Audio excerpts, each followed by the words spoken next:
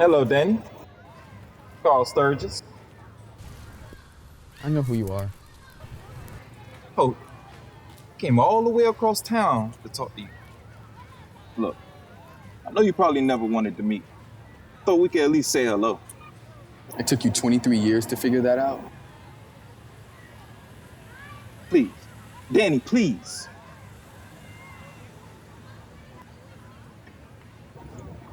See, you're a Cubs fan. We have something in common. You mean besides our DNA?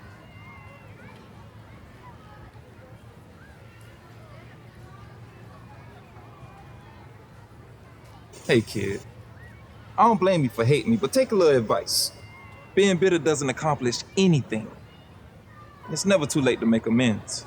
Good idea. Maybe we can go to the father-son scout picnic together. No, you missed that about 15 years. How about my high school graduation?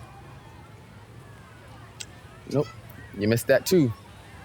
Maybe I can pretend to go to the dentist and you can go with me so I won't be scared shitless. Or maybe you can comfort me when the kids at school beat the shit out of me for being different.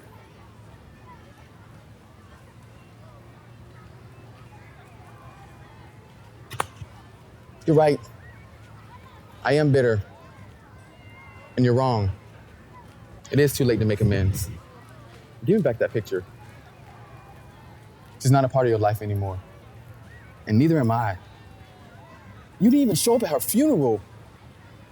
If you don't like me, that's fine. But don't you dare presume to know what your mother meant to me. I know for a fact you made your choice. I presume if you gave a damn about her, you would have left your wife. That was the hardest decision I ever had to make.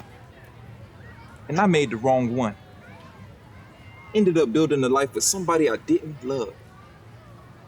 I know it may not make a difference to you. But your mother was one of the most wonderful women I ever knew. And so you honored her with a baby to raise without a father? Nobody fooled anybody. She knew I was married before we started getting together. Trust me. I was just as pissed when I found out about you as you was when you found out about me. That it? Gee, I really do feel closer to you somehow, Dad. Let's do this again and say 40, 50 years. Okay.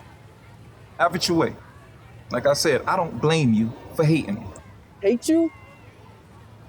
Problem was I cared too much about you. You were a shit excuse for a father. But you were the only one I had. I read the newspaper every day just to see if there was another article about you. Alderman Sturgis opens new recreation center. Alderman Sturgis makes streets safer. Alderman Sturgis fights for better schools. I used to take the city bus downtown to City Hall just to get a glimpse of you. I came so many times, the security guard knew me by name. Just would have called. I wanted you to call me first. I should have. I was nobody to you.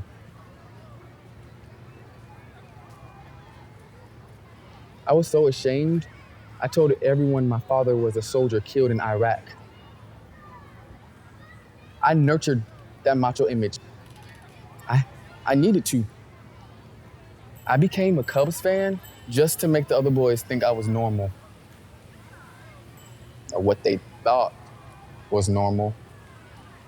I couldn't afford to go to Wrigley Field and actually watch a game. Instead, I was one of those kids who stood outside on Waveland Avenue waiting for a ball to be hit out of the stands. You know, I got so good at it, the other kids called me the King of Waveland Avenue. That's something. Right. It didn't last long. By the time I was 13, they had my number.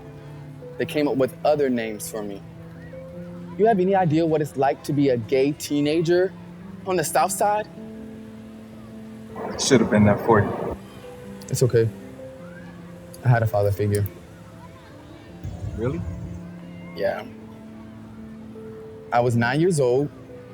I skipped school to go downtown to a baseball card convention.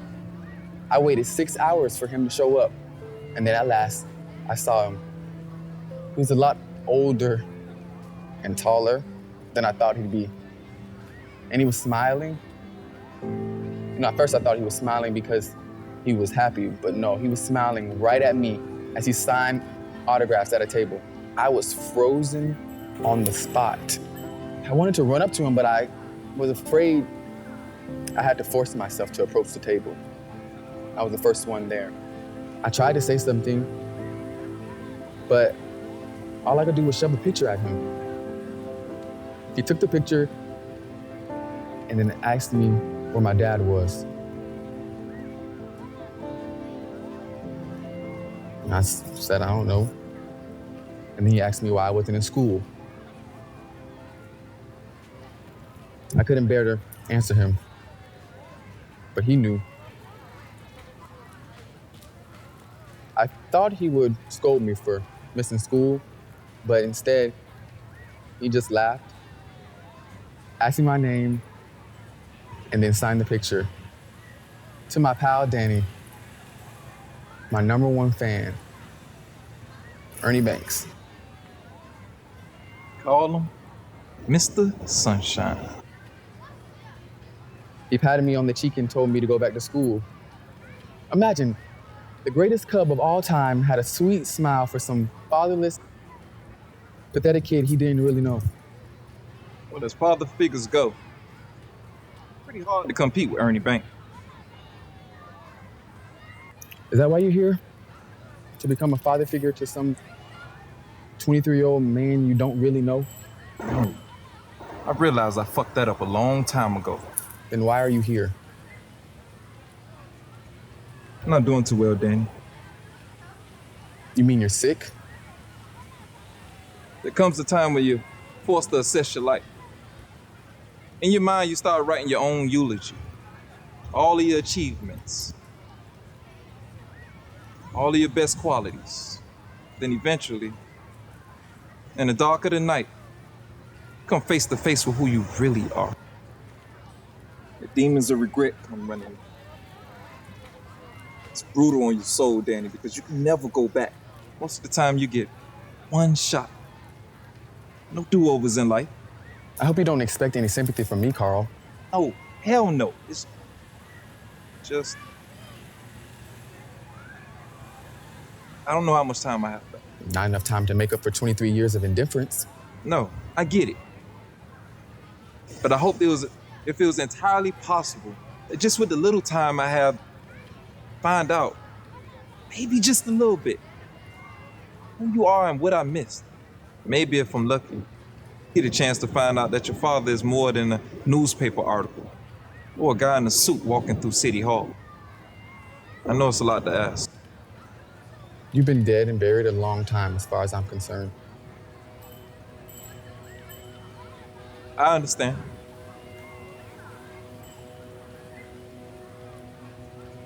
You know, Danny, one of the benefits of being a city alderman is getting free tickets to the Cubs game. There's a homestand against the Yankees. Saturday, great seats right above the dugout. You're a shrewd negotiator, Carl. So I've been told. And ruthless. Only when it comes to things that really matters. What do you say, Dan? I'll think about it, Carl.